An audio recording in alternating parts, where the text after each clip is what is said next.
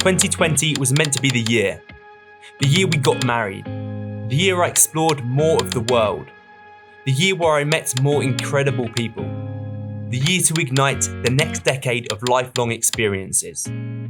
But how we were wrong. It was a scrambled mess that has driven us into depression. A life of meaningless, repetitive actions with nothing to look forward to and an expectation of disappointment.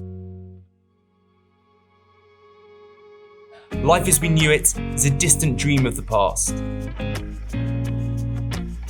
I've kept my head held high and tried my hardest to power through, but finally, over Christmas, I hit the wall.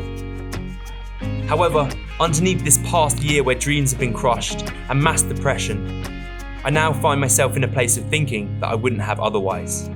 To sum it up, I mean compassion, and here's why.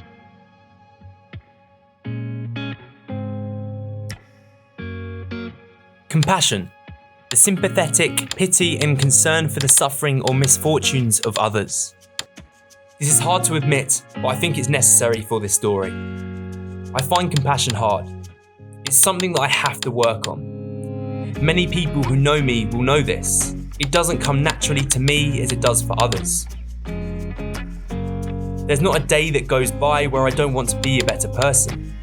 For me, a large part of being a better person is a balance between compassion and your own desires. I think this struggle for compassion is something that is rooted deeply in the world today, something that is fueled by ego and narcissism.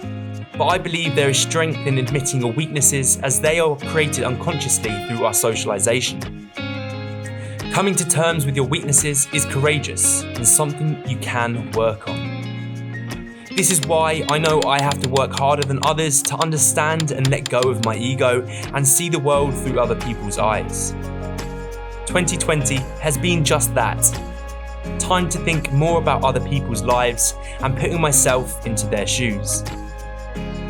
I feel sorry for every teenager that was excited to buy their first pint in a bustling pub.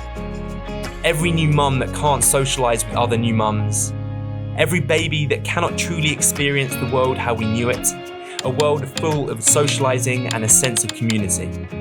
Every grandparent too scared to leave their house. Every graduation that's gone online.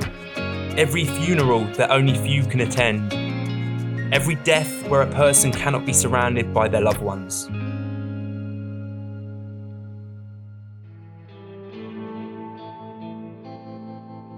There's me feeling disattached and dwelling on what could have been, but in reality, my life is okay.